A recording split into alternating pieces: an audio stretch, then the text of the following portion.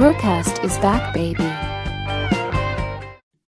This BruCast episode is brought to you by the BruCast Store. Explore a store filled with awesome goodies from hoodies to t-shirts to mugs. We've got you covered. Stay in style with BruCast. Embrace the shock, set the trend. Visit now bru-cast.com/store. Link below. Alright, hi everyone, welcome back to another BruCast episode. If it's your first time watching the show, make sure to like and subscribe. If you're listening on Spotify or Apple Podcasts, please rank the show 5 stars. This will ensure that the podcast is recommended to even more people and allow me to keep doing what I love. BruCast is also on Instagram, X, TikTok, where we upload shorts with the highlights of the show. So follow now BruCast on Instagram, X, and TikTok. Links on the description below. All right, so our guest today is Kat Hausler. How are you doing, Kat? I'm good. How are you? I'm good. So thank you very much for being a part of the BruCast. Let's forget about all the technical issues that happened 5 minutes ago. I've already forgotten. So you're also from Germany, right? No, I'm actually American, but I've been in Berlin for, I want to say like 15, 16 years now. So almost German. 16 years in Germany. Wow. I think after 7 years, you're allowed to ask for the nationality, right? Have you done that? No, it's a whole thing. There's supposed to be that new law where you can have dual citizenship. So I'm kind of holding out for that one. Okay. I thought about it, but apparently if you get it, you need to give up the other one that you have something like that. So Yeah, right now it's like that. Just not cool. yeah, I thought it was not worth it. But yeah, Berlin, that's cool. I lived for 3 years in Berlin. Oh yeah? You like it? Let's see.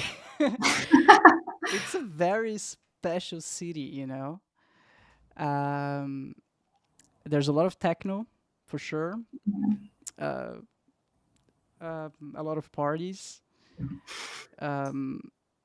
Well, let's put that way. It was not for me. Like for long term, like for short term, I think it was very nice, very cool. But for the long term, I couldn't see myself spending like 10 years, 20 years in Berlin. It's too dirty. It's what? Is it too dirty? That's what everybody says. So dirty. You said it. No. I mean, it is. It is also. I mean, like any city. I think it depends on the neighborhood as well. Yeah, for sure. Yeah. But yeah, for the long term, I was looking for a place that was a little bit quieter, calmer, you know. But yeah, but it's nice. Berlin's nice. So 17 years in Germany. Yeah, almost. And what made you like? What was the catalyst of this decision? What made you come to here? You know.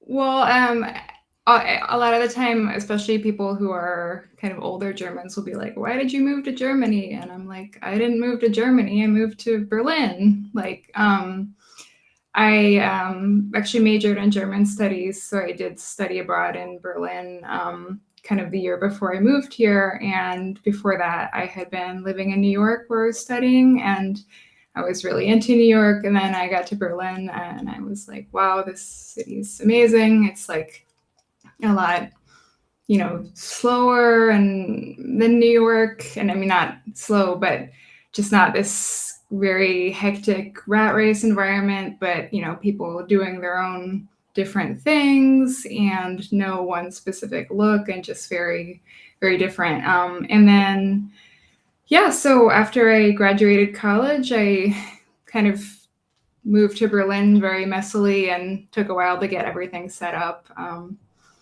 But yeah, and I'm still here. So Oh, that's amazing. I'm glad you like it. I learned something in Berlin. What was it? Arm, aber sexy. Yeah. Yeah, it's like, I mean, I guess Berlin is still poor but sexy, but also it's like much more expensive than when I first moved here. So, yeah, that's the catch.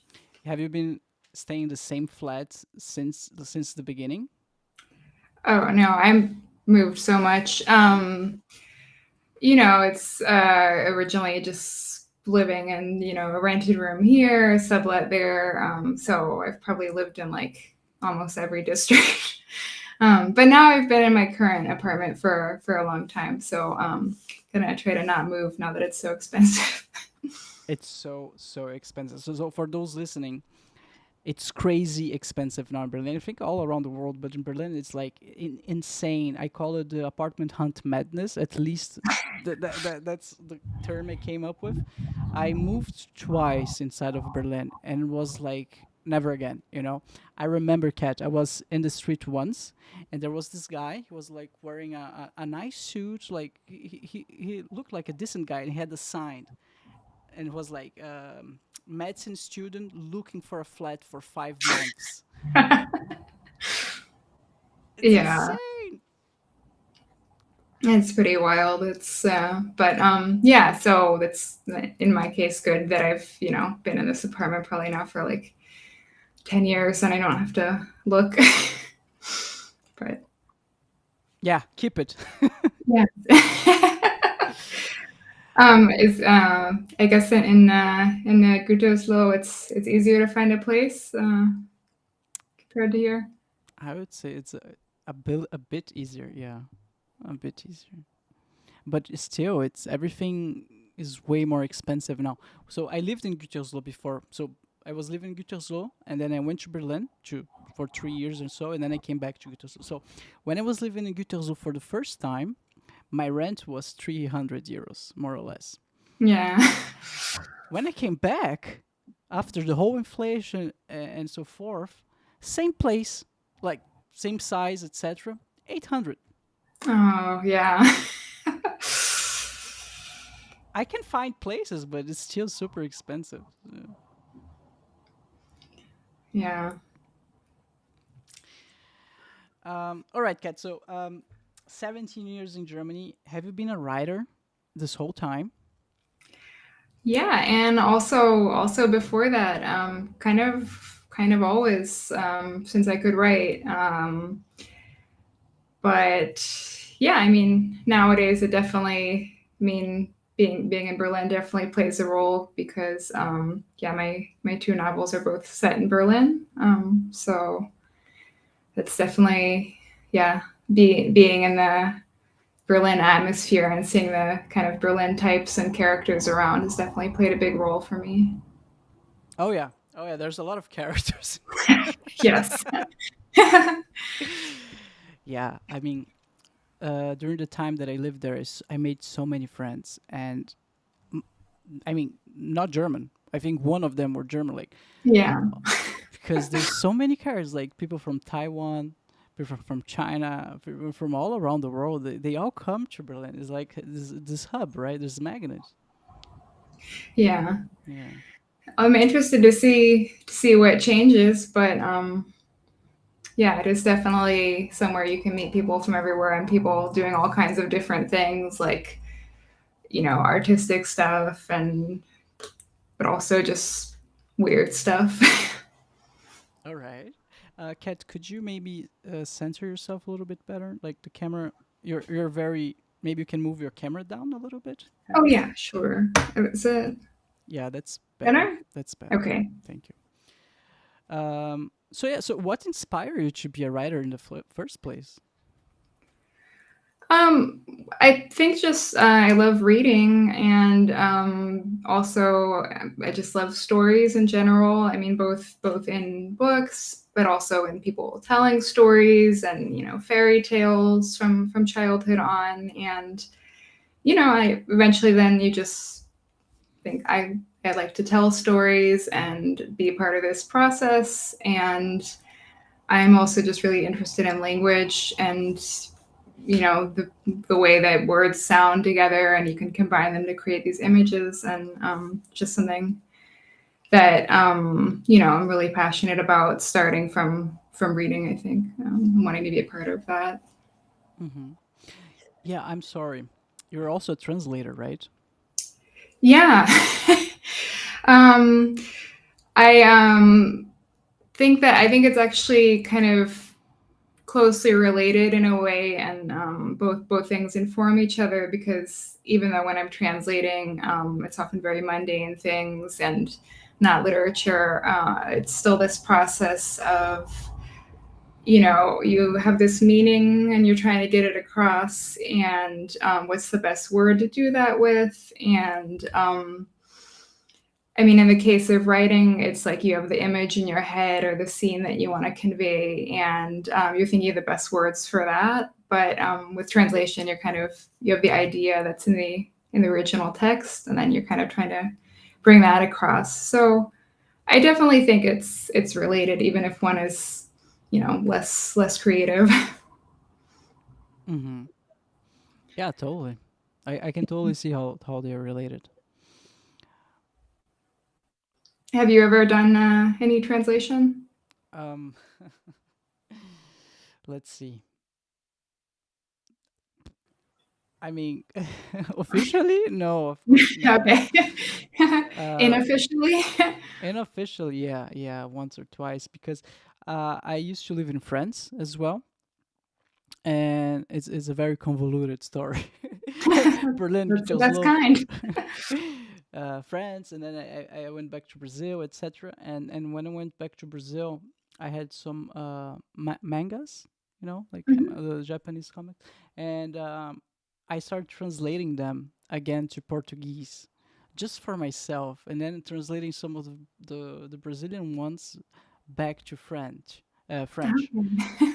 So I had a lot of fun doing it, but I didn't carry it on. It was like I did it like for one manga, but it was so much work that I stopped, and Yeah. it was like, why I'm doing this? It's fun for sure, uh, but it's not like I needed. I could read both languages, so I stopped. But so you did, have the experience of that. Maybe it will come in handy later. So when you translate, it's like I had to translate officially documents once or twice, and but they were like documents. And do you translate documents or also books and novels and stuff like this? All kinds of stuff, but not books or novels. I mean, just totally random stuff like websites and marketing and recipes, and just whatever whatever comes my way. I work with a couple agencies for that, so it's just total grab bag what it will be. All right, so German and English. Yeah. That's amazing. Damn. So when you arrived in Germany, could you speak any German at all? Yeah, I actually because of having taken it in school and studied it, I could speak pretty fluent German, but I talked in kind of like a weird, unnatural way, just from having read a lot of old German books and in my degree, and a friend of mine early on was like, "Why do you talk like Goethe?" Because I was just using this very kind of refined past tense a lot more than than you would.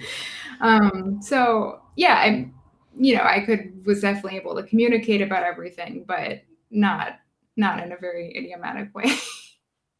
So yeah, but I mean, some people seem to not speak German in Berlin and just get by. So I guess that works for some. Yeah, yeah, that was definitely my case because I was like at the office. It was like a bubble. Everyone speak English, Okay, and then I would hang out with who the friends from the office. So we'd also always speak English when we were together. And, right. and then you just stay in the bubble, and if you wanna like really learn the language, for me at least, I need to immerse myself completely on it. So Yeah. someone will come with me talking English, up, no, Deutsch, Yeah. and then I need to set my cell phone in German and just watching movies in Germany. Sorry, in German. Then I think your brain, at least for me, starts switching to German automatically. You start dreaming in Yeah. German, and it happened to me once, and and then you learn. At least for me. So now you're totally comfortable with German? I, Well, okay. I would not put that way, but way more than when I was in Berlin. Because even outside of the bubble, I would say most people in Berlin, at at least the younger people, they speak English Sure. flawlessly, right? Yeah. But now you're forced to speak German, so that's good. But hey, that's why I came here, so it's fun. Yeah. Um, all right. So you grew up in Virginia, is that Yep. correct? And Yeah, then outside of DC, which is what I tell Germans because they have no idea where Virginia is. really, Yeah. I guess it's not super relevant for most people. so outside of DC, and then you moved to New York. Yeah. All right. Did any of this influenced in your writing?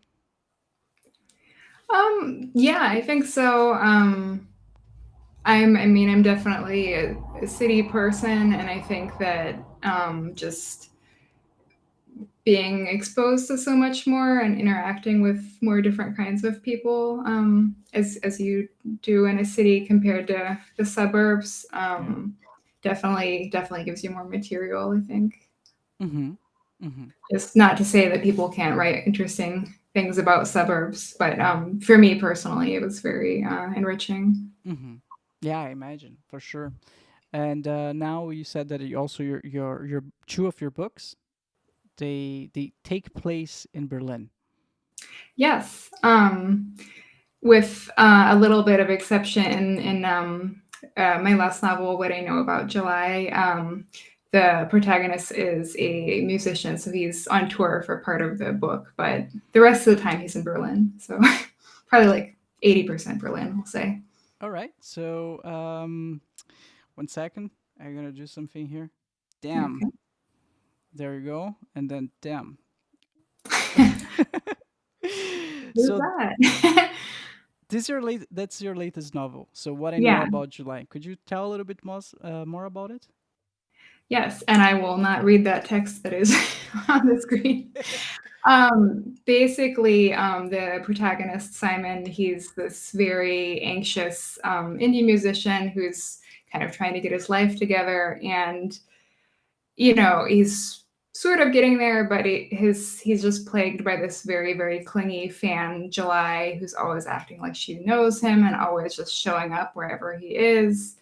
And he's like, I would do anything to get rid of this person out of my life. And then on his tour, then she disappears, and that becomes a whole new spiral, as you can imagine, with someone like that. And he decides he's going to find her. Mm-hmm. So it's a stalker story. Yes, it's definitely also a mystery. It's it becomes in that he's trying to find her. It also becomes about him finding out about her in the way that she is a stalker, has obviously been kind of collecting information and facts about him all the while. Yeah, it's kind of gets turned around. Mm-hmm. I won't say any spoilers. Okay. No spoilers, guys. I hate spoilers. Oh, I clicked on it. All right. So, what I know about July is on sales now. When did you release this one? Last Halloween, which was fun because I got to wear a costume for the for the release. What? What do you mean? Um, I mean, it was just Medusa accessories. It has nothing to do with the book. But I do love Halloween, so that was fun. Okay, I mean, what a missed opportunity. You could have like a Halloween party, like while releasing the book, like all together, all combined. I know. I wished that people would have already known the characters enough to dress up as them, but Oh. it's kind of hard. I mean, maybe next Halloween when more people have read it, then they can get their costumes together. Oh man, that's so interesting. So that's your third book, Kat? Yeah, yeah. All right. So once started writing a book. Okay. let, let, let, let, What happened? let, let me explain it correctly. When ChatGPT was released, I was like, huh, I can totally write a book with this. Oh no. So I challenged myself. I'm gonna write Twilight, but because people love it. I mean, it sells a lot, but with a twist, way more gore and more interesting, at least for me. So that was the plot, right? And I imagine like when the werewolves, like the werewolf, there was werewolves and vampires, right, in the original Twilight. So I imagine like they Okay. would kill each other. There would be blood everywhere. There would be a lot of massacre. And then I started writing it with ChatGPT, and it was fun, so much fun. I think I wrote it like a whole chapter, and I started writing the second one, and then I realized that ChatGPT couldn't keep track of the story anymore. Oh no. He would like, because when it's just a short amount, he kind of knows what happens like in the previous five paragraphs or something, but more than that, he just loses completely track, and I need to just keep reminding him, hey, this character was like this. Anyway, it was fun, but I realized that I also start losing track of the story, like Oh my gosh. where I'm going with all of this, and it's hard, Cat. It's hard. Um, I never wrote. I obviously I never finished. I never wrote. I never published anything. What was But it going to be called? oh, something Moonlight. Oh, I okay. I think I still have it. Give me like a second. Let me check. Yeah, I am very interested in this book. Ooh. Tempted by the Full Moon. Okay, that sounds like a romance novel. Yeah. Uh, it's not happening, guys. It's not. Okay, yeah. uh, But even with ChatGPT, it's hard because I realized that I had no structure whatsoever. I didn't know what I was doing. I was just literally having fun and spilling out any idea that I had in my head with some AI involved. So it was a mess. Um, all of that just to ask, do you have like some type of structure when you first start with the idea of a book? Um, I actually get asked this a lot, and I'm always like, I wish I had more structure. I wish that I would write an outline before I start. I definitely, I always take notes and as things occur to me, and I try to put them kind of in order, but I do tend to just kind of start writing and then only much later be like, oh, okay, I need to start, fitting an outline in there. So I don't have as much structure as I would like to, but definitely a lot of notes because, like you were saying with with your book, you do have to keep track of what the characters are like and what's going on with everybody. So Yeah, yeah, for sure. Yeah, so it's more like organic process basically for you. yeah, a messy process. Do you write on paper or directly on the computer? Primarily on the computer, but I mean, I'm constantly writing down notes by hand, and then I will also sometimes write a short story or a scene by hand, just for a change, or if I'm somewhere it's not practical to have my laptop. But when I'm really kind of like deep into a novel, I can't really work by hand because there's maybe like 100,000 other words that are I might want to like glance back at. So mostly computer. Mostly computer. Do you see a difference when on your process and your creativity when you're writing by hand versus the computer? That's an interesting question. I think that when I'm typing, I would probably often tend to do a little bit of editing of the sentence sort of right away, just because you see it typed out in front of you. Whereas if I'm kind of scrawling something down by hand, I might then wait until I'm typing it up later to adjust it.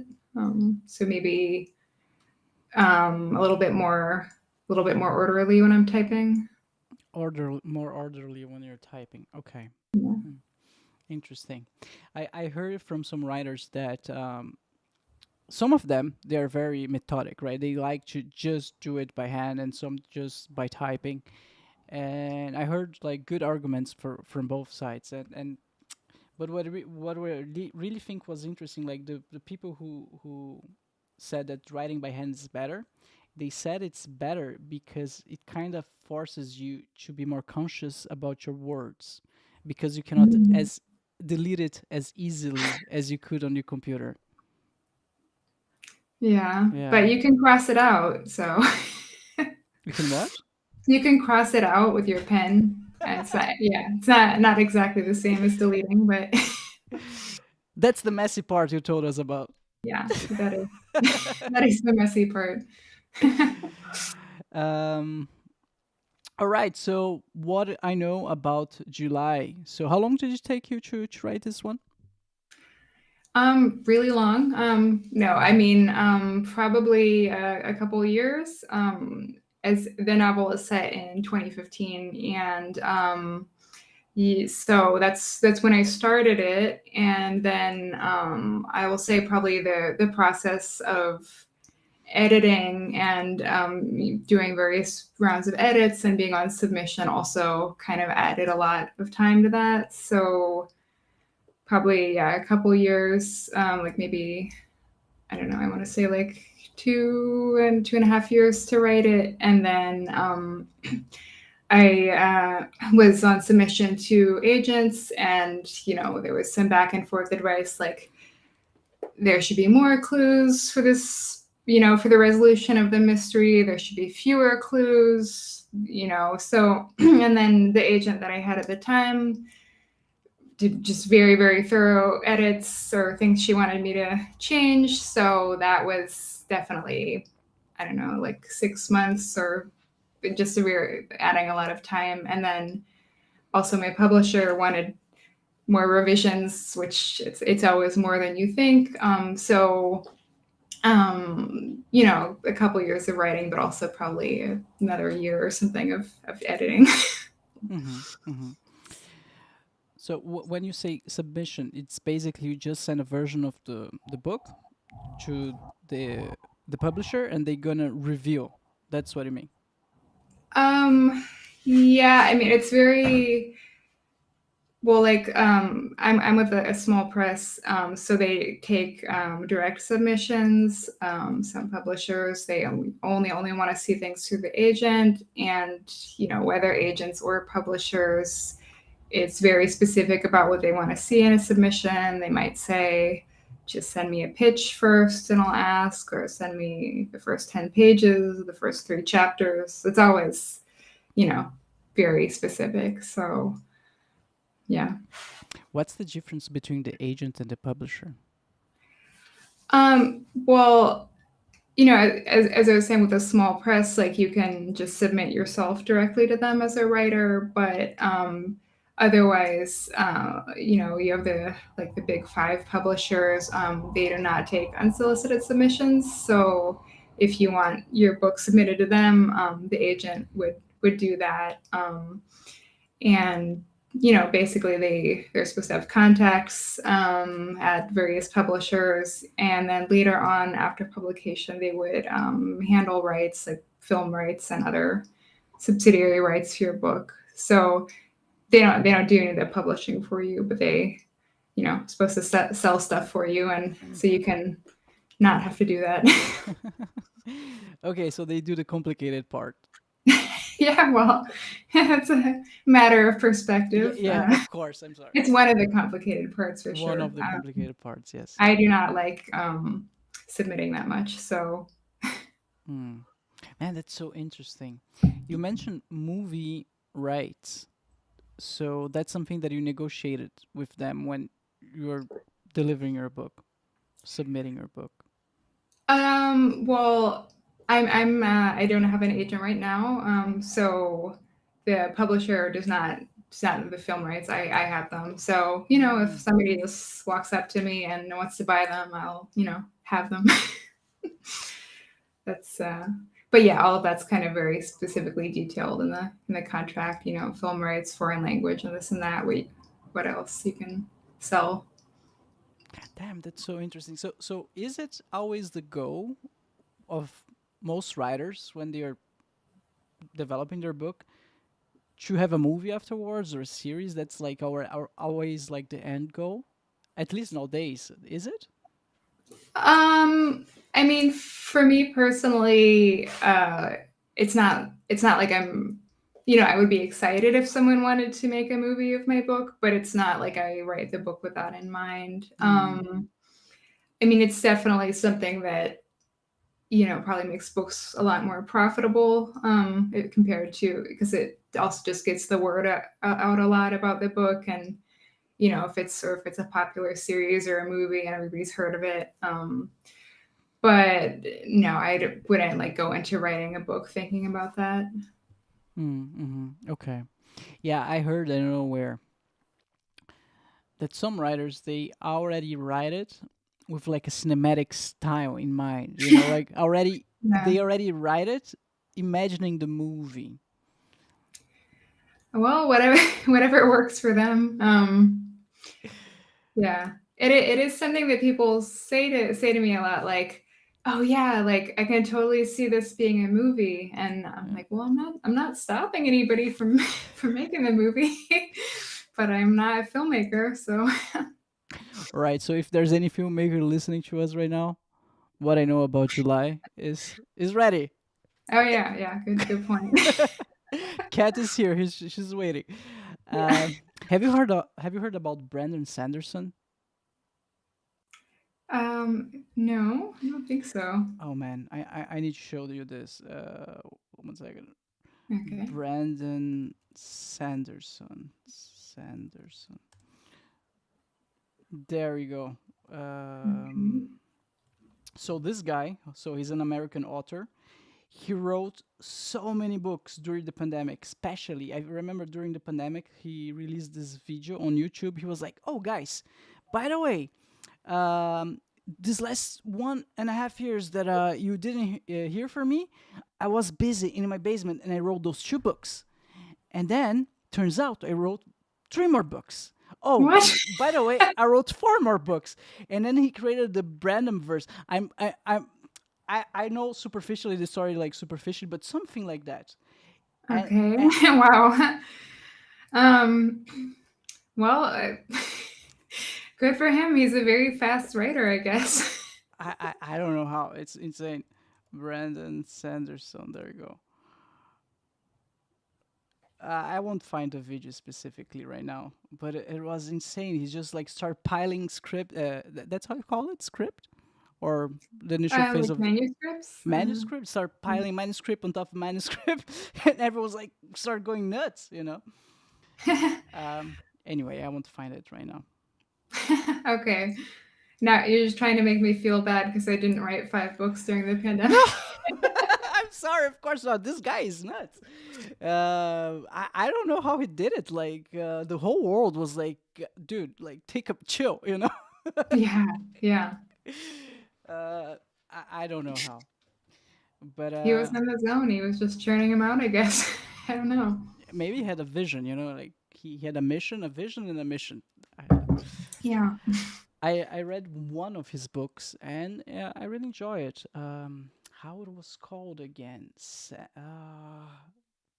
Oh man, I forgot about. But anyway, it's always about fantasy. Like it was this girl that who control metals with her powers. Powers. I think her power was called allomancy. So Okay. very fantasy stuff. But yeah, people love it, right? Game of Thrones. Yeah.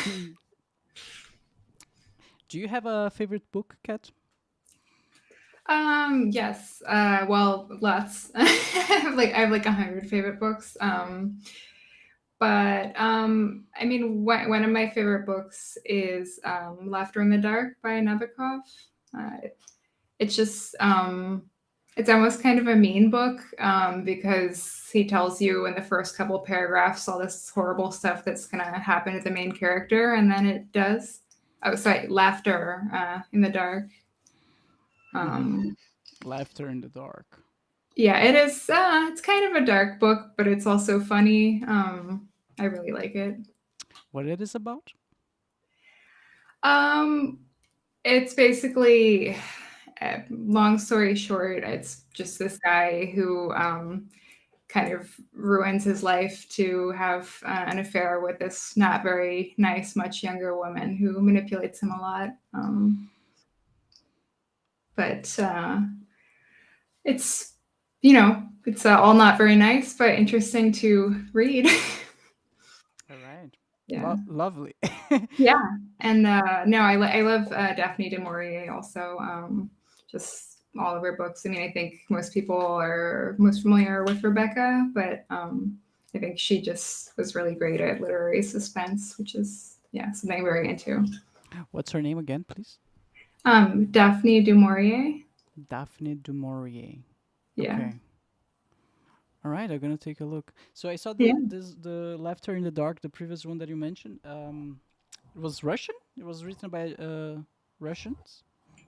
Yeah. I mean, Nabokov wrote, I guess, some in Russian and some then later in English, like Lolita, for example. But yeah, I guess I got a good translation. But it is actually set in Berlin, of all things. So that's always Really? nice. I mean, it's obviously a long time ago, but it's kind of in the early days of cinema. So also a very interesting time in Berlin.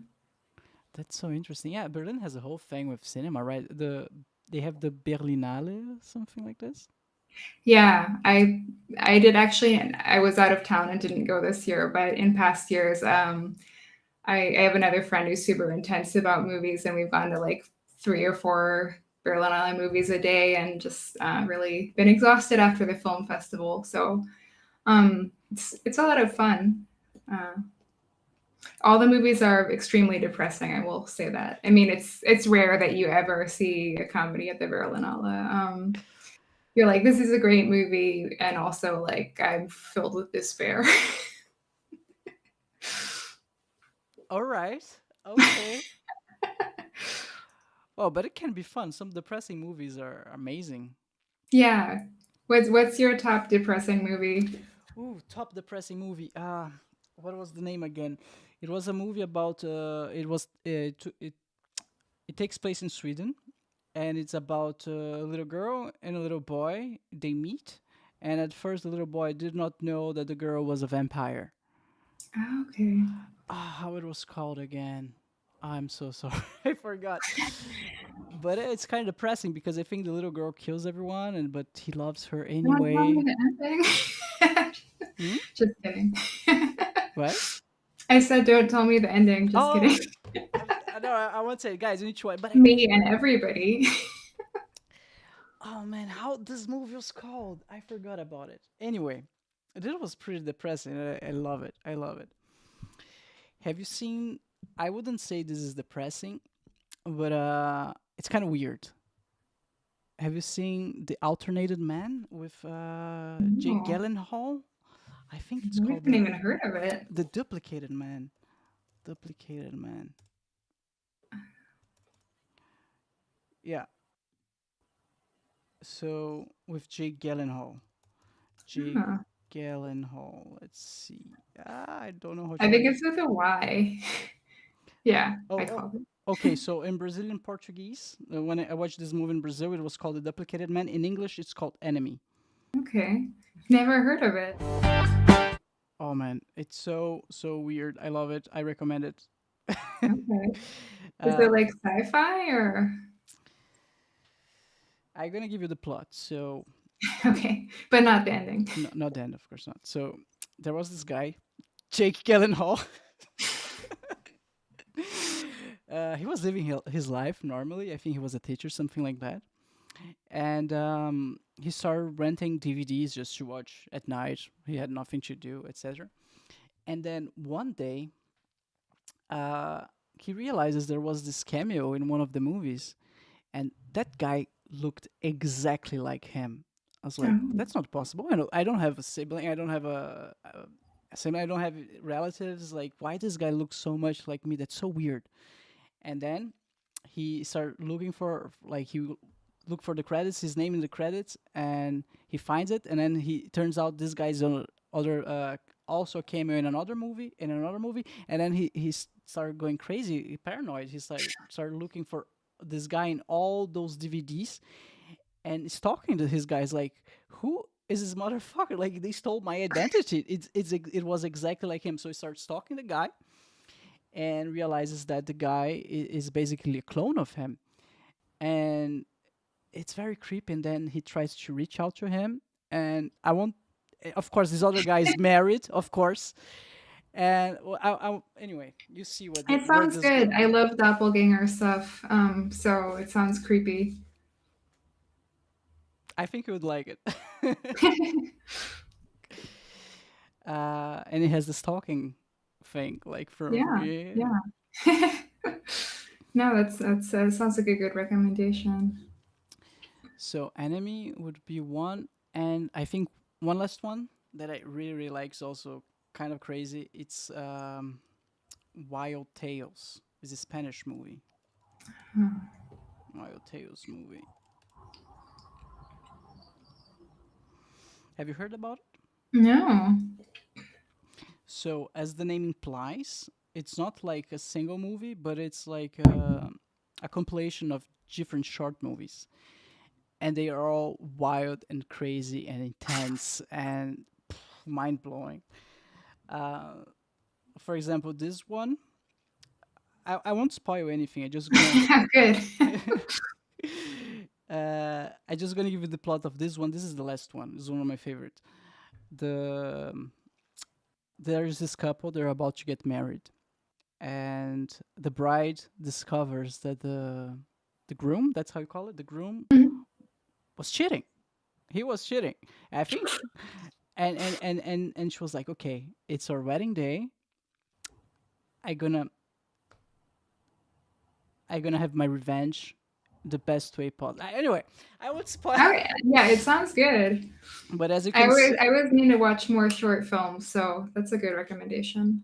it's wild. I mean, wild tales. As you can see, she has blood on her. Anyway, I won't spoil anything. Um, but yeah, I would say the Swedish movie that I don't remember the name, Enemy, and Wild Tales are one of my favorite ones. They all look pretty pretty wild. Yeah, I love weird movies, B movies. When I was a kid, I was kindergarten or something. I once brought this VHS. It was like a movie from the 70s, where like a scientist would become like a giant ant and destroy the whole city and kill Oh my people. god. It's like a black and white movie, and I remember to this day my teacher's face. Bruno, what the fuck? That sounds good. I would watch that. Yeah. Oh, it's amazing, Kat. And she was like, Bruno, how are we gonna show this to the class? Like, first of all, we're in kindergarten. Second, it's black and white. And third, it has subtitles. Like, it's okay. You can read to us, you know. Oh, Maybe not in school, but it's I mean it sounds like a pretty good solid movie choice. yeah, yeah. It was. It was on my phone. Anyway, I think we're getting sidetracked here. Okay. So you mentioned that Berlin has a lot of characters, right? Yeah, for sure. Do you use any of those characters in your book? In your books? Um not not like one to one. That's that's the other thing. People are always like super paranoid. If you're a writer, they're like, oh, you're definitely gonna turn me into a character in your book. But I definitely use traits that I observe and behaviors that I observe, especially quirky behaviors. But I don't usually just take, a person I see on the street and say, okay, this person exactly as they are is my character. But I might, take something that they say or some kind of quirk or fidget that they have and definitely use that and compile it with other stuff so they're unrecognizable. Mm-hmm. So you mix it basically. Yeah. I mean, for kind of background characters, for example, in what I know about July, there's definitely a lot of kind of because Simon's this indie musician, there's some pretentious music hipsters that his shows. That's definitely a kind of person that I've observed at concerts and observed in Berlin. Definitely a lot of various kinds of hipsters here, and yeah. So for someone who's sort of just a background figure, I would definitely just pick up on people I've seen around. Mm-hmm. Do you have a technique to create memorable characters?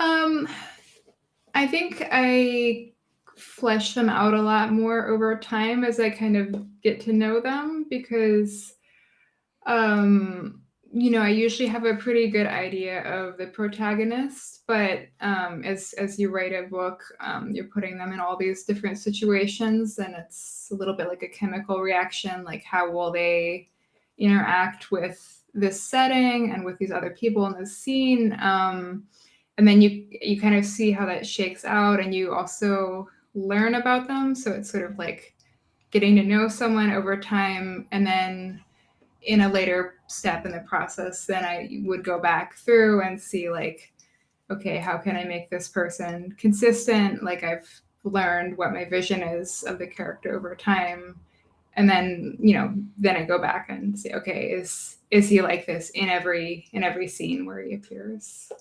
Mm-hmm. So we could say that you kind of discover the character bit by bit as you write the story. Yeah, yeah. I start out with an idea, but it definitely develops over time. Mm-hmm. George Lucas, I saw one of his interviews. He said that when he's making his movies, it's very much like painting. He Mm. uh, it's a little bit chaotic the way he paints or the way he makes his movies. He takes the brush, he puts he gives the like a brush stroke up there and then down there and then on the right and then on the left, and over time he starts getting the vision, the whole vision of where he's going. So I think that's a little bit how you like described your Yeah. approach of creating the character. You start writing it, you have like a blurred vision, you start writing, and then you come back and then try to make it consistent. Yeah, it's pretty similar. It's an artistic process for sure. Yeah, and then it's almost like ends up being almost like someone that in real life. Although I guess that's also an experience you can have when you read a book, especially like a longer book, and you're like, yeah, I totally in this person's head and know everything about them, although they're not real. Do you feel that you become a little bit like the character? mm, um, kind of hopefully not. Sometimes I would say, but I will definitely sometimes find myself having a thought that like I'm like, wait a minute, like I attributed that thought to Simon in my book, and it's then like you're like, okay, well, did I have the thought in the back of my head and that's why I gave it to the character, or like, am I thinking this because I had the character think it like a year ago? So definitely gets you thinking about similar things. I don't know if I would say that I become more like them. Hopefully not in this case. Sam is kind of a real mess, so I wouldn't want to become too much like him. We were talking about consistency, right? And Yeah. I remember G.R.R. Martin, the guy who wrote Game of Thrones. Mhm. Um, I think he has so many characters. In one of the interviews, he said that he had to rely on Wikipedia that the fans created to check like characteristic about a character. He could not possibly remember or find his notes about the eye color of a certain character. So he just go to the Game of Thrones Wikipedia. That's Oh wow, well that's handy if you have that resource. yeah, for sure. Kat, do you have like a favorite part of the writing process? Um, I would say that there are just certain scenes that are much more enjoyable to write, because there are certain scenes that are just sort of work a day, and they're moving the plot along, or they're connecting different parts of the book, and they're very functional. But there are the scenes that are the most fun to write are the ones where you just really have such a clear vision of how you want it to be, and then it also just when you succeed and that really comes across when you're writing it, that's a really good experience. Hmm. So the small achievements along the way. Yeah, yeah, yeah. Um, sometimes I don't necessarily write the scenes in a book in order, and I might tend to write those scenes where I really, really have the vision first, and then kind of later figure out how I can link them up to each other, or iron out the inconsistencies. But yeah, no, there's many scenes that are like, okay, I need to figure out how someone gets from point A to point B, but then there are the fun ones. All right. I remember I had a friend who wanted to be a writer, and she explained it to me that a good way of finding, um, making connections and finding the personality of characters is doing this mind map. Would you write the character, the name of the character in the middle, and then several other things that this character might not like, and then Hmm. uh, connect them with like bigger bubbles, small bubbles. Anyway, I couldn't understand the thing. I mean, kind of made sense, but do you know this technique? Have you heard about it? Um, not for characters. I mean, I guess I've seen people do stuff like that, but not. I'm not really familiar with this technique. Yeah, But whatever works. yeah, for sure. I couldn't understand either, but anyway, I don't know if this friend of mine is a writer nowadays. I don't think so. Um, all right, so we talked a little about. Let me go back here 1 second. We talked a little bit about what I know about July. So this book came out already last Halloween. Um, but before that, you wrote Retrograde. Yes. Kind of also a tense and at times uncomfortable book, but very different. Not not a mystery, but it is basically about an estranged couple where the wife is in an accident and has retrograde amnesia, and her estranged husband kind of bumbles into not telling her that they're separated, and then kind of gets more and more caught up in trying to cover for that. And it's from both of their perspectives. Hmm. So first, there's part of the book that's from the woman's perspective, and there's another one that's from the man's perspective. It's actually alternating chapters, so kind of in real time, you can see how successful he is at convincing her, and as she's starting to suspect something weird's going on. That's interesting. Yeah, I think I didn't realize at the time that there's actually kind of a whole subset of amnesia books, and then I much later after it had come out, I saw like in some reviews, people were like, "Yeah, this is like the 10th amnesia book that I've read. I'm so into amnesia books." So I guess it's a thing. So you always think that that your idea is original, but they always say that everything's always been already been written. Just your own version of it. Damn, amnesia genre. I didn't know there was a genre categories of just amnesia. That's interesting. Yeah, who would have thought? All right. Where did you came with the idea to write this one? Um, it was actually not originally based around amnesia, but just based around thinking about,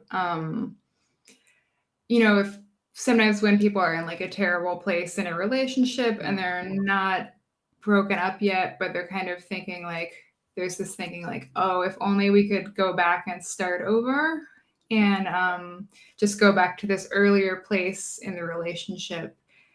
And through the vehicle of this amnesia situation, the book's kind of looking at is that possible, or is it always going to be too fraught, or without the past, are you kind of missing the important elements of the relationship? So that was kind of the question that I was thinking about when I started writing it. That's so interesting. You know what this makes me think? Have you seen this movie with Adam Sandler, 500 Days of Summer? You know what I'm talking about? I know. I actually haven't seen it, but I know what when you mean, right? Like she has the other kind of amnesia, I think, like in Memento, that kind. um, Anterograde, I want to say. Oof. Okay, so there are different types of amnesia. Yeah. Like when I mean, as in retrograde, it's with past memories being affected, and I think anterograde is when forming new memories. So, anterograde amnesia. A person cannot I remember new information but can remember events from before the onset of amnesia. So they remember everything that happened before the amnesia. That's anterograde. And then retrograde amnesia. A person can remember new information but cannot remember events from before the onset of amnesia. So I think that's the one from the movie. Mm-hmm. And then there's the last type, the third type, dissociative amnesia. A person may forget specific events or periods of time. I think that, okay, the person forgets things randomly, basically. But have you seen Memento? That's kind of a classic.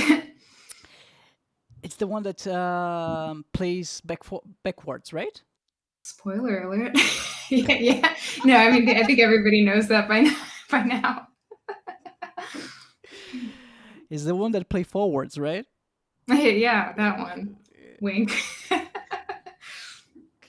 So I think I seen it when I was 5 and I couldn't understand anything. So Yeah. I don't remember a thing. Yeah. Yeah. Another one about memory that I like a lot is Eternal Sunshine of the Spotless Mind, where that procedure where the memories get erased, and where they hire them to erase the painful memories and stuff. I like that one a lot. Have you seen it? I know it's famous. I never seen it. I recommend that one. It's very good. I It's will. like poignant or something.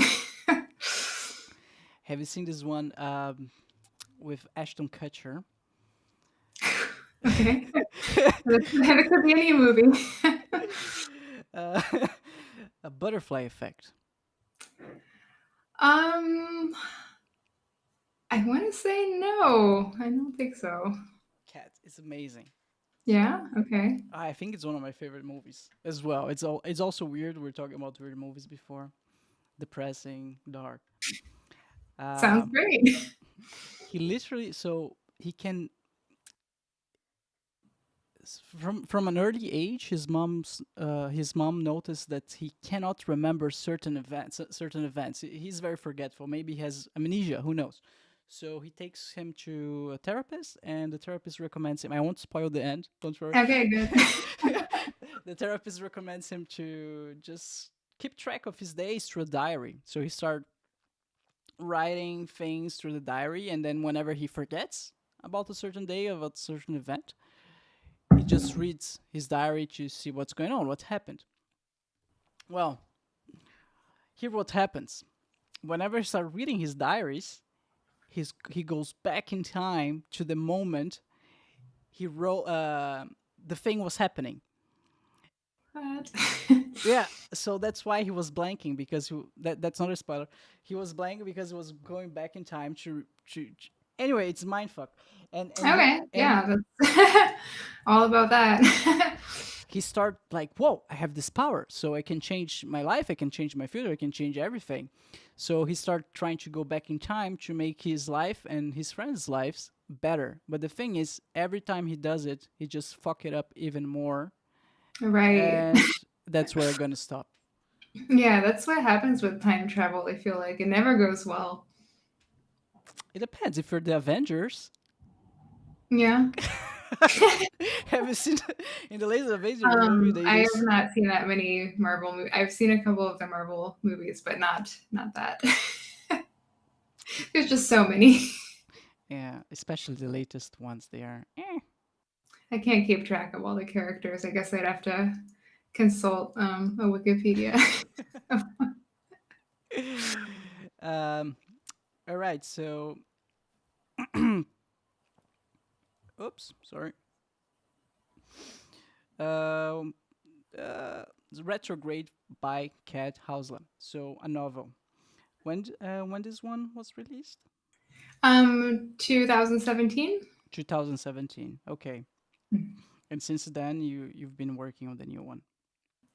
Yeah, and other stuff that's in progress, but will take a while, as usual.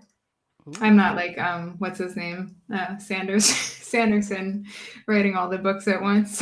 Yeah, and now I have a real complex about it.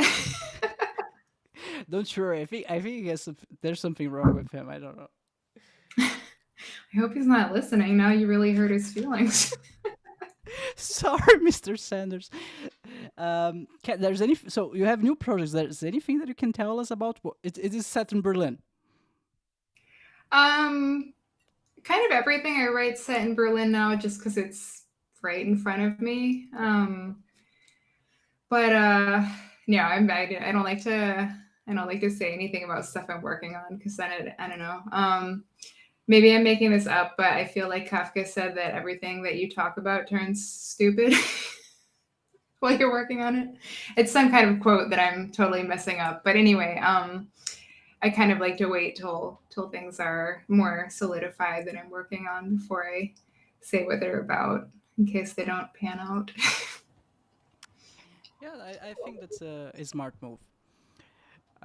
If I'm not mistaken, there's a psychological effect that happens whenever you talk about something, a goal that you want to accomplish.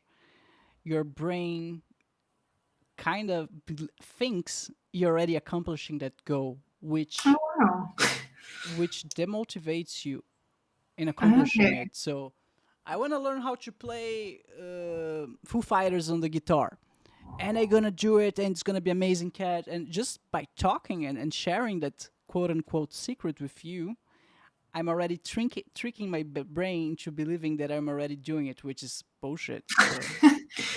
Yeah, well, now you don't have to do it. You already feel that you have. But yeah, it's a smart move, not sharing your secrets. A lot of people, like, they try not to do it. For this specific reason. Yeah. Well, now next time someone asks me, I'm gonna say this. I'm gonna be like, "Well, I heard that if you talk about it." It's a good excuse. So I mentioned earlier that when I decided to write "Tempted by the Moonlight" or something, I gave it a try. I gave it a try on writing, but I also was kind of testing GPT and AI. How do you feel about this whole thing? I will say that I think it's, with a lot of technology stuff, it's like legislation's always like way behind on it, and it's going to be like some, people will be doing a lot of bad stuff with it, before it's regulated. not which is not to say it's not full of interesting potential, but people people will definitely always some people will play around and use it to write a weird campy vampire book, and some people will probably use it for, I don't know, spreading disinformation or some other nefarious purpose. So I mean, I'm not personally super interested in using it, but it is interesting. Definitely interesting applications, and actual useful stuff, like processing loads of information at once and stuff. So not to be like a Luddite and like, oh, I hate AI or something, but mixed feelings. Have you tried it? No, actually not. I don't know. It seems like everyone around me is some kind of not so curious as I might otherwise be. Cat, it's scary. Yeah, you It, think wait, is it going to send the Terminators back in time for oh, us? oh, for sure, for sure. Okay. No doubt about it. Okay, of course I don't know, but when I say it's scary, it's like how human the answers look like. Like when I was trying to write the Tempted by the Full Moon novel, Brew Frasca novel, um, I I was already thinking how am I gonna sell this because it felt like a book. It felt real. And some people say no, it's like just compiling different words from different writers into like a mashup, whatever. Well, okay, there's other websites that you can take the things that you write, you copy the thing that ChatGPT gave you, you paste on this website, and it humanizes the text Mhm. and you make it sound even more like a real person wrote it. And I was like, damn,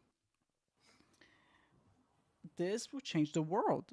I mean, it's already changing it. I saw a lot of students, they don't do their homework anymore. They just ask ChatGPT, Yeah. and it will answer like a real human.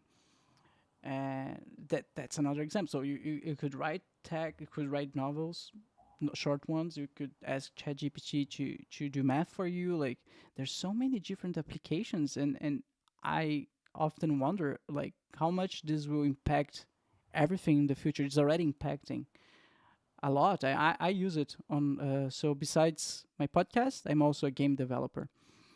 And when I'm developing my games, like I need to do some background research in a certain time period about a certain object, and or I need to write fake texts for a certain character. I need to write a dialogue for a character.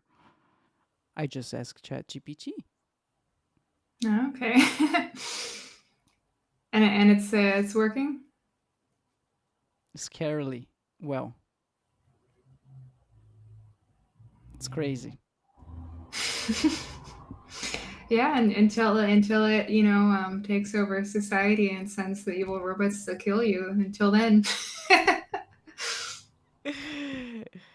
Yeah, I mean we have no choice. I mean, have you heard about the whole drama going on the art community about AI? Yeah, I mean, I think it's definitely real issues about people's property rights Yeah. and stuff. Does seem like, yeah, like I understand it needs loads of data to work, but it does kind of seem like people's work's getting stolen in a way. Mm-hmm.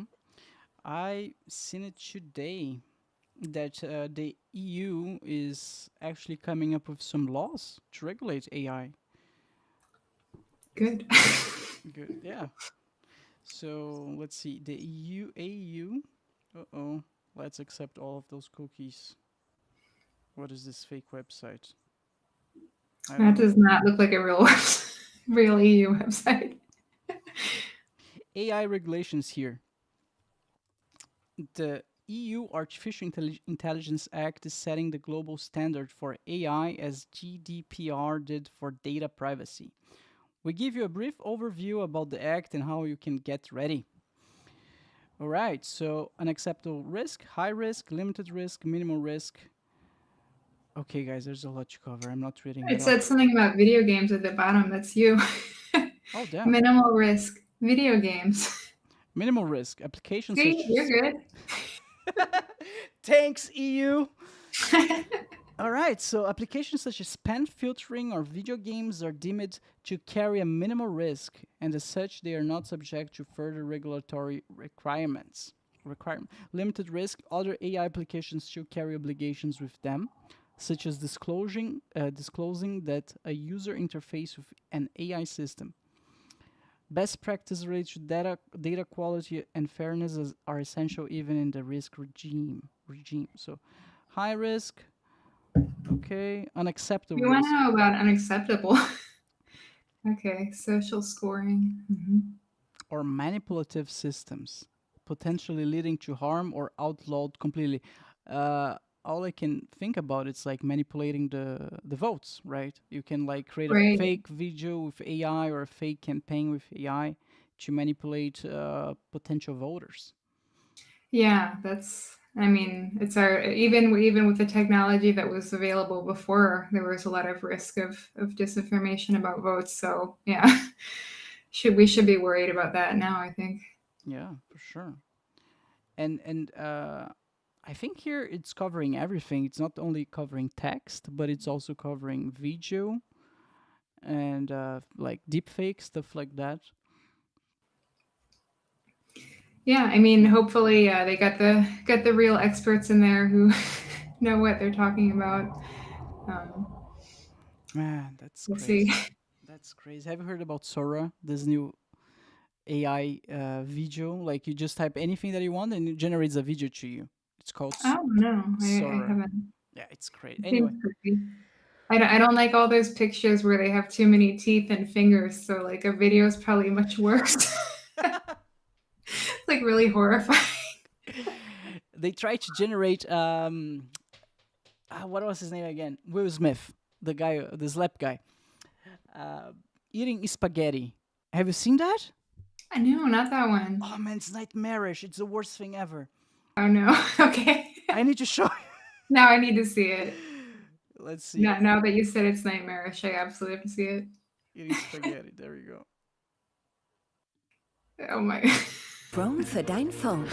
This is gonna be upsetting. Be ready. Okay, Mhm. the ads running, guys. Give us a Yeah. second. Thank you, Google. The suspense.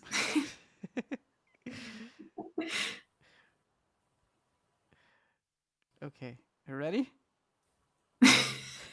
Oh no! It's like the worst thing I've ever seen. It's so horrible. Oh my god. What is with his face? It's like it's just moving. His face is moving around in every scene. Ah. Anyway, I don't think the Terminator scenario is happening anytime soon, but Well, yeah, I mean, it happens in the future, and then they send them back to now. So, they still got some decades to work on it. talking about technology. Do you prefer to read books physically or ebooks digitally with an iPad or something like that? I only read physical books. I mean, I guess if I were in some kind of emergency where I didn't have access to physical books, I would read on a screen. But yeah, I just really, really, really prefer paper books. What You do you have a preference? Yes, I prefer physical books as well because I don't know. There's just something different about it. It's like I feel it's more valuable because you actually Mhm. bought the thing, you have it. It's not just some random data and like hidden in your device that you need to look for it, in order to read it. But when I have like a physical book, It's on my nightstand. Before going to bed, I see, oh, the book's there. I can grab it. I can read it. So it's like another thing. Having the thing there also incentivizes me to grab it and read it. Yeah. Yeah. I think that would be like one thing. The other things, like, I know it's weird, but the texture and, Yeah. and the It's like smell, right? The smell of the book, old and new, both good.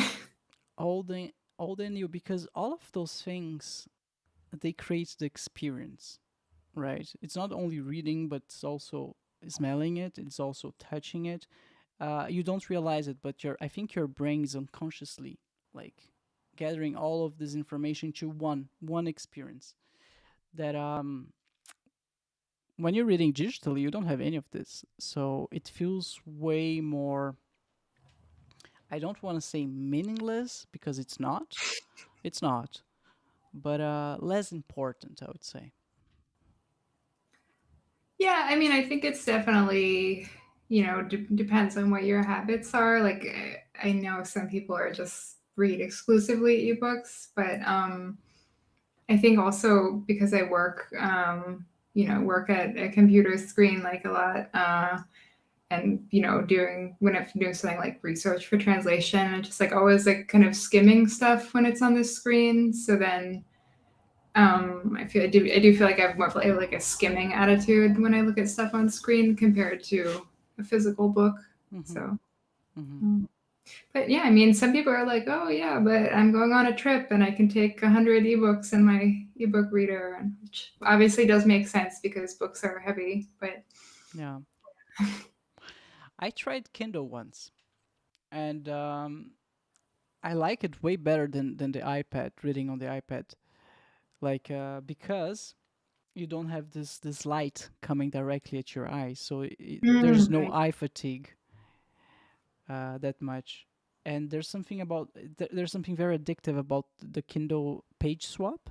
There's this model with the buttons on the side, and it's just, the click is addictive. So I really enjoyed my Kindle, but I think after 1 year or 2 years I sold it because it was like, as much as I like this, I still prefer the paper feeling. Right. Yeah. Have you ever tried the Kindle? Actually, no. I guess kind of old fashioned about that, but I don't know. I always have like 100 books that I haven't read yet that are piled up, so it's just easier to grab one of them. The pile of shame. Yeah, I know. It's just like there's just a lot of opportunities to buy books, or like you are at a bookstore, or like then you're at a flea market and there's a book, or sometimes you just find a book somewhere. There's just a lot of books around, and you have to take them home with you in case, because it'd be much worse if you had no books than if you had too many books. Yeah. It's, to be on the safe side, you have to take lots of books home.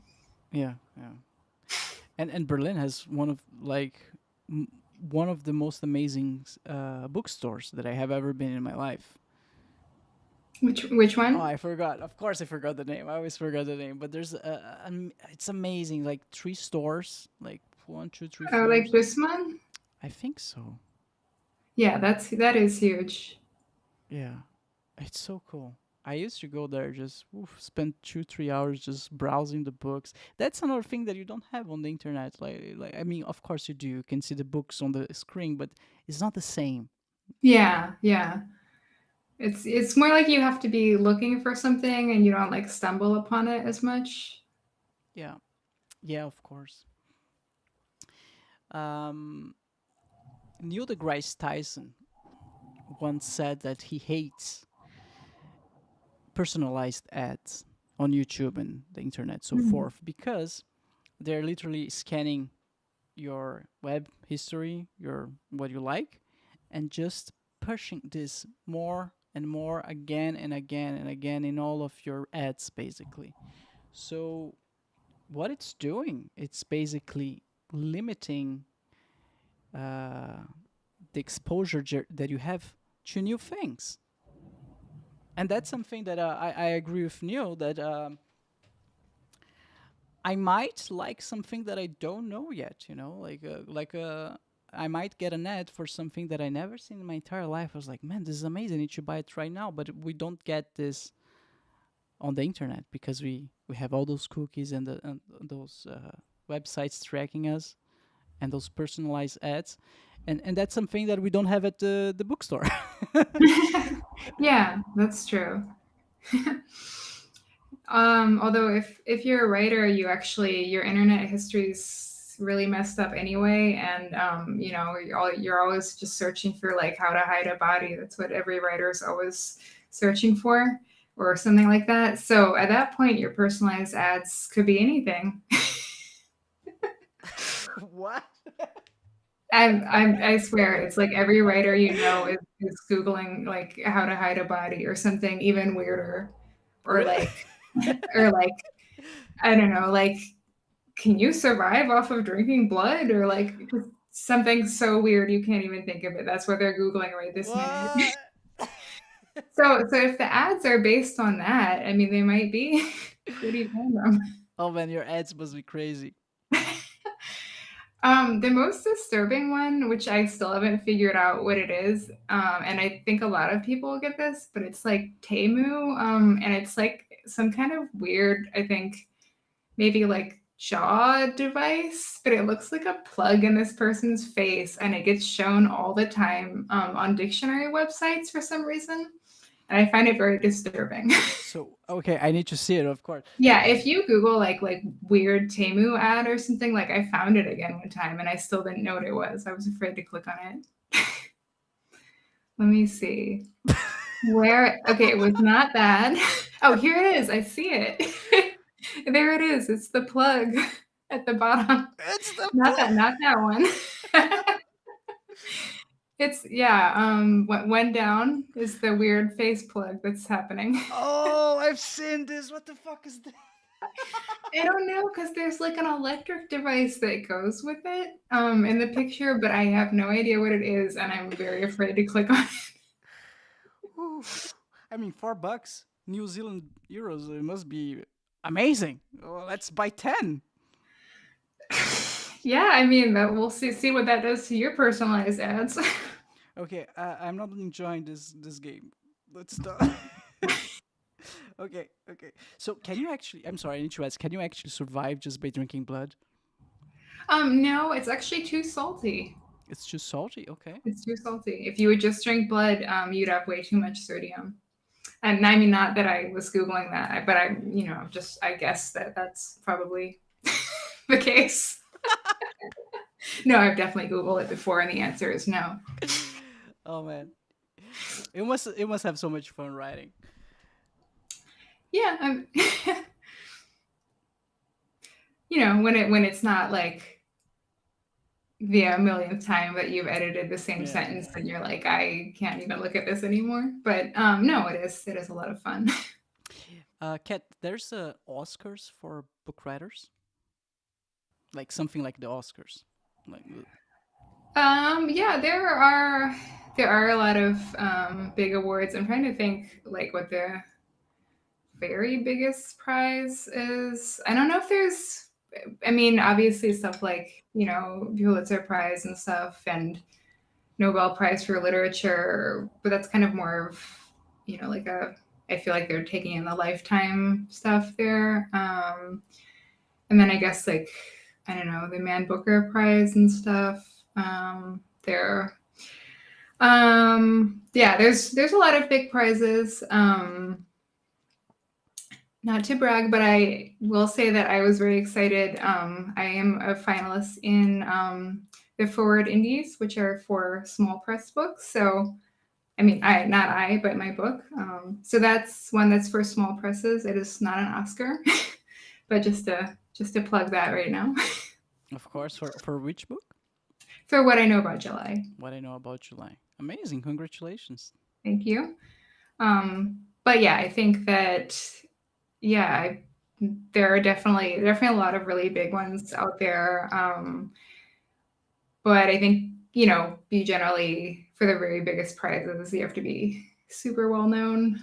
So I don't think that you just stumble in with your with your small press book and win the Pulitzer Prize or something.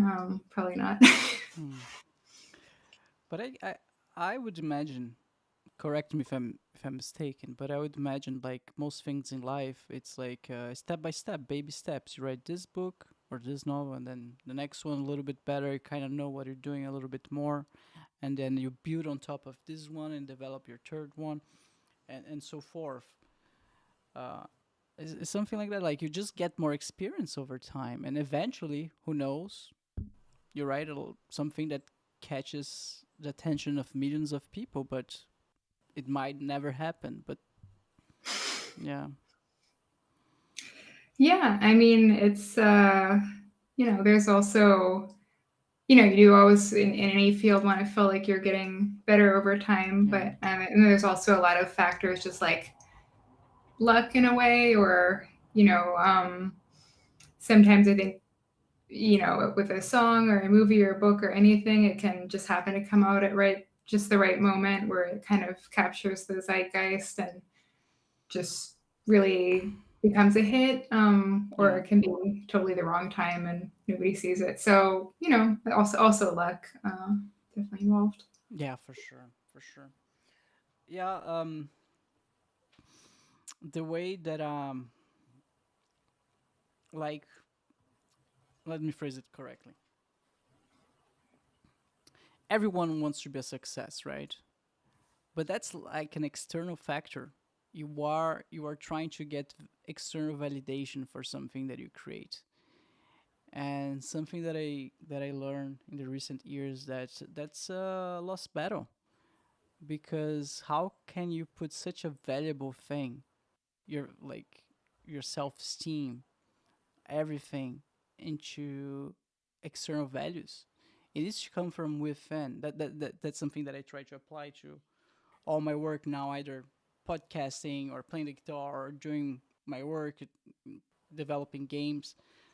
I try to do something with love and try to be better every time and build on top of the previous one and gather knowledge. Baby steps. I love saying that. Baby steps. Yeah. One step in front of the other, but with a goal. If you don't have a goal, of course, you don't know where you're going. You're never gonna get there. But with a goal, and if you do that, I realize, like, I'm doing this, and I realize that I feel way calmer.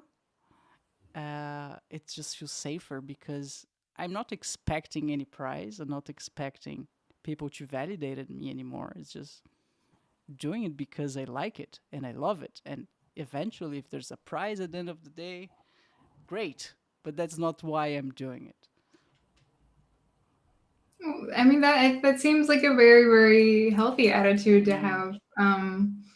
I think that's a very good point, and you should just take joy in the work, Yeah. and but it's, I'm sure you experience kind of moments of setback with that, because it is hard, because it's nice when people like something that you did, Of or course. and then you get into the loop of wanting the validation again. Yeah, of course, of course. It's always like a lot of happiness happens when a game is released or when people say, "Hey, cool song," like you feel good about it. Yeah, for Yeah, sure. yeah, yeah. All right, Kat. So you wrote also. So your first book. Let's talk about your first book. It's so old. When did you write? When did you wrote it?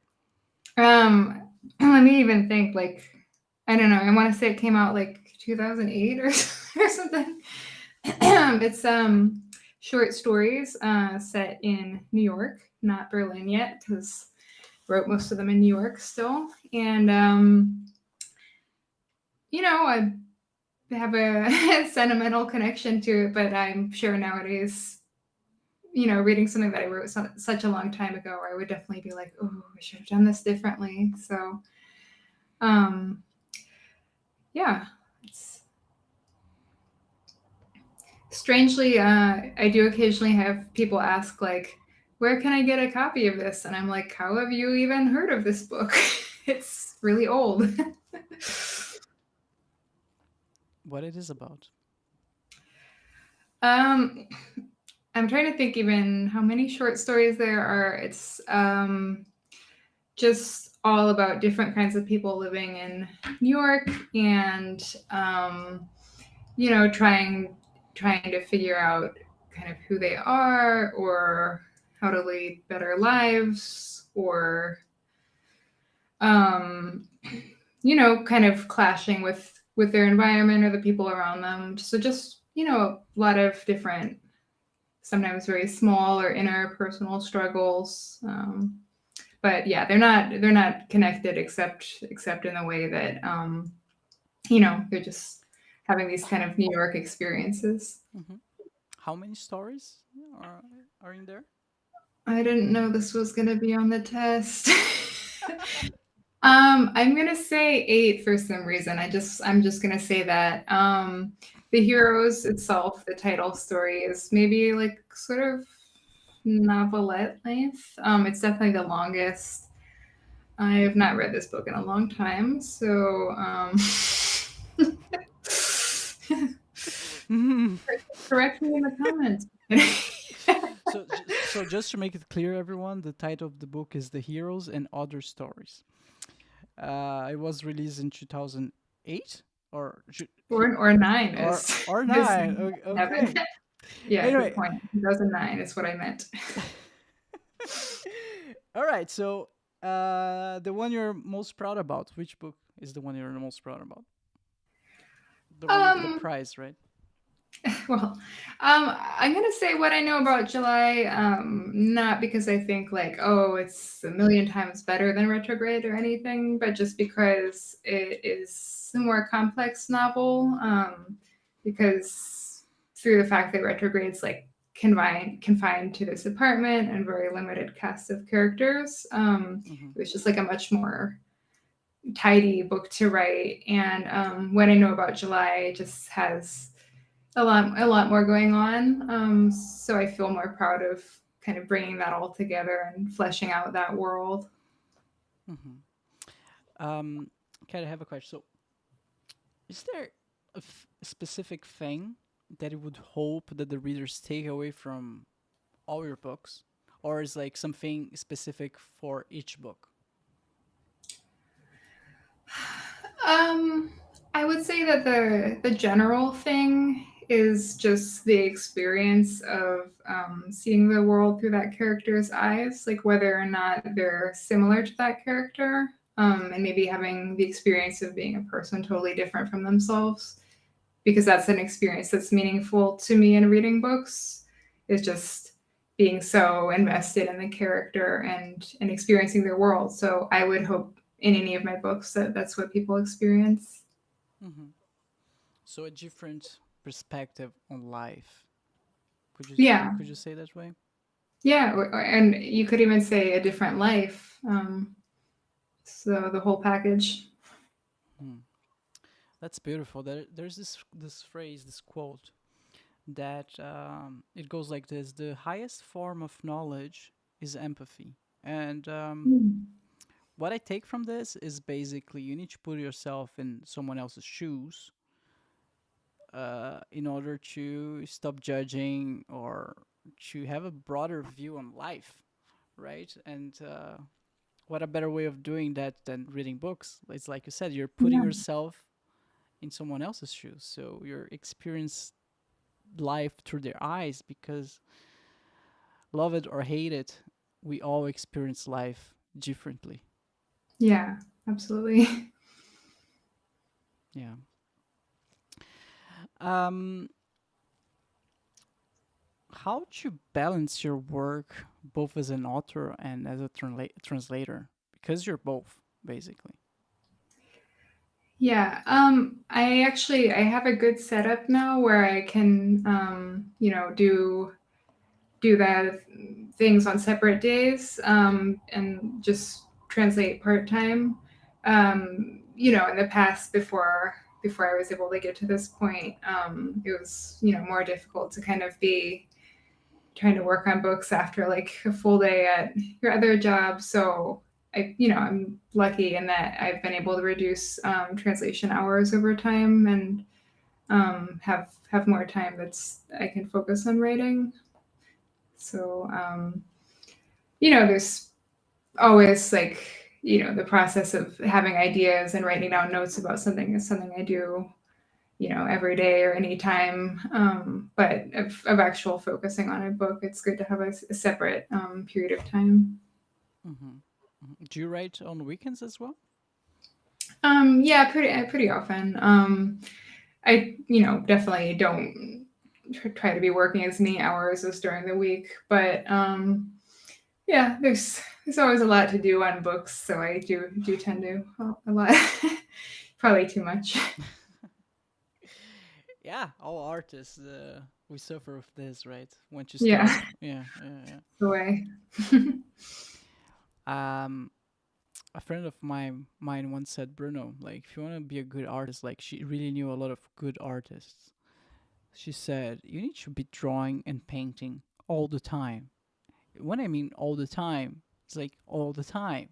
Where's your sketchbook? I was like, I don't know. Yeah, Yeah, where is your sketchbook? yeah, where's the sketchbook, Yeah. bro?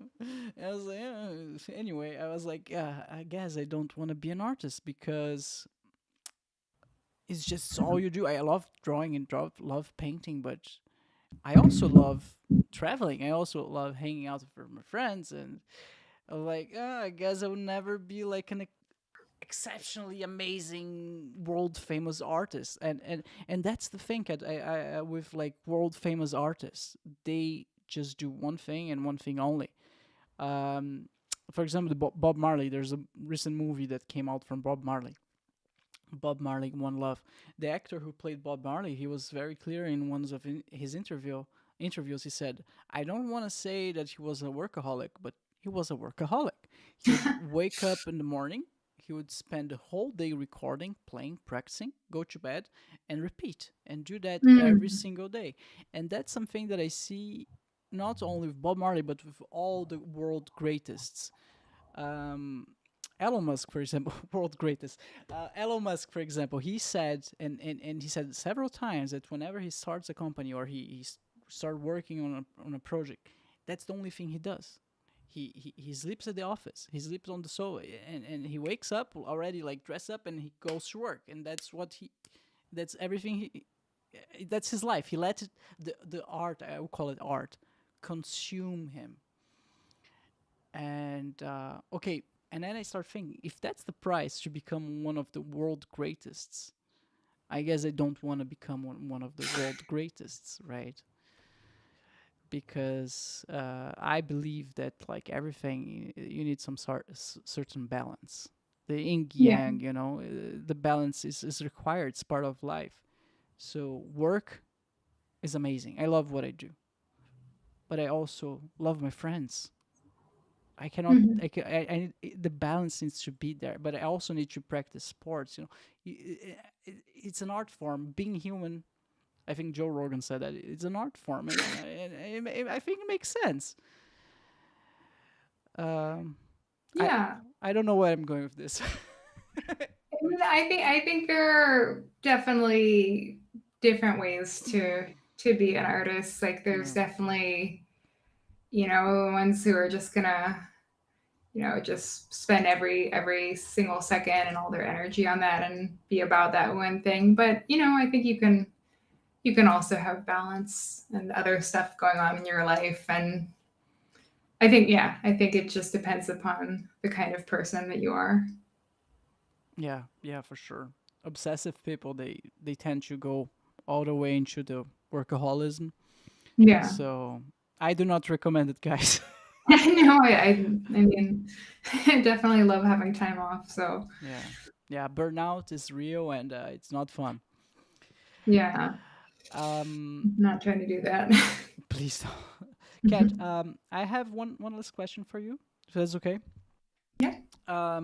When I was working on how was it called again? Oh man, Bitten by the Moonlight, whatever. My book. Tempted them. Thank you. I got my copy right here. Just kidding. I remember it was like, okay, I have ChatGPT. I have everything that I need. I have this crazy idea in my head. How do I gonna sell this? And then I start researching, and turns out you can publish a book by yourself through Amazon, and no publishers require. I guess in this case, Amazon would be the publisher itself, right? Um, is that appealing to writers? Um, there's definitely a big scene of self-published writers now. It's not appealing to me personally because it is then like all of the business stuff that your publisher would usually do for you, falls onto you. I guess if people are very good at marketing themselves and doing their own proofreading and cover design and this and that, that might be the right avenue for them. I do get the impression that it's a more successful market for like genre fiction, like like romance and fantasy. But I think it's very appealing for some people to have control over everything. Hmm. So the publisher, for example, the one that you picked, they would be responsible for the marketing of the book, the cover art of the book, right? Yeah, I mean, marketing is definitely a collaborative thing. Like you have Okay. to do a lot as the writer also. But yeah, I mean, the publisher definitely has a lot of tasks that I don't want to have. Mhm. So not appealing for me, but I mean, some people probably want to do all those things themselves. So or they just don't feel like waiting maybe because the publishing industry is pretty slow. Like it's all about like usually you're waiting kind of months to get a response on something, and then it's like actually with my publisher Meerkat Press, I will say they actually responded super fast to my first book with them, which was Retrograde. And I was like, wow, like this is incredible. But it's often like an agent or publisher will be like, no response means no. If I don't get back to you in 6 months, it means I don't want your book. And then you're just like, okay, so from that angle, I can see where some people might be like, no, I don't want to do that. I'm just gonna self-publish it. 6 months, you get an answer. Do they even It could say? be any amount of time. It's crazy. Do they actually tell you that they will look into it while you wait, or they just ghost you for this whole time? Many of them just never answer. And I think this is pretty common, but I had the experience a few times that an agent would be like, oh, this sounds fascinating. Send me your manuscript. And then you send it to them and you like never ever hear from them again. And you're like, what'd you think? And they're like, stony silence. So, I think there are just a lot of people writing books now. And maybe, the publishers and agents feeling kind of swamped, like they don't want to respond to anyone sometimes. So yeah, in that way, it's pretty slow process a lot of the time. Hmm. Yeah, but I can imagine how much time do they have to actually read all those manuscripts? Like, it takes time to read it, right? They're totally not reading all of them. I mean,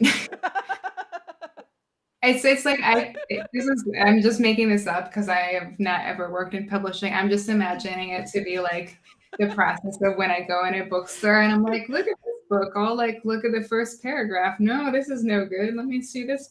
I think they're like not reading very much of the manuscript. Oh, Like you can tell pretty quickly if you want to read it. Like I don't think they're reading very far. really? Okay. You I can. mean, I have no idea. I'm just making this up. All right. Do you have one piece of advice that you would give to aspiring writers? Ooh, I think persistence is really important. And, sometimes it's not going to be that the first thing you write is perfect and ready to go and going to be a bestseller. I think that, if you really feel passionate about about writing and see yourself doing it, you have to keep doing it. And if it's not this story, maybe it's the next story or the next story. And equally, once you are at the point where you think, okay, this is publishable, then again, persistence, because it's all a lot of waiting and rejection and so on. So yeah, you have to be very stubborn. Be stubborn. Yeah. Be persistent. Yeah. Persistent is the positive spin on it. All right, Kat, thank you very much. Where can you remind everyone where they can find your work again? Yeah, thank you very much for having me. You can get What I Know About July on bookshop.org, for example. It's on sale now, just saying. On Barnes and Noble, Waterstones, Amazon, wherever you get books, basically. It's there. It's there. Go grab your It's copy, guys. Or you can buy it directly from Meerkat Press, my publisher. They also have a shop. Is there a difference? There's one that is better for you than the other? Like maybe, I have no idea what. Royalties are very complicated. So I'm happy if you buy it anywhere. All right, thank you very much, Kat. So if it's your first time watching BruCast, make sure to like and subscribe. If you're listening on Spotify or Apple Podcasts, please rank 5 stars to the show. This will ensure that the podcast will be recommended to more people and allow me to keep doing what I love. BruCast is also on Instagram, X, TikTok, where we post shorts with the highlights of the show. So follow now BruCast on Instagram, X, and TikTok. All links on the description below. Thank you very much, everyone. Thank you very much, Kat. See you next time, everyone. Bye-bye.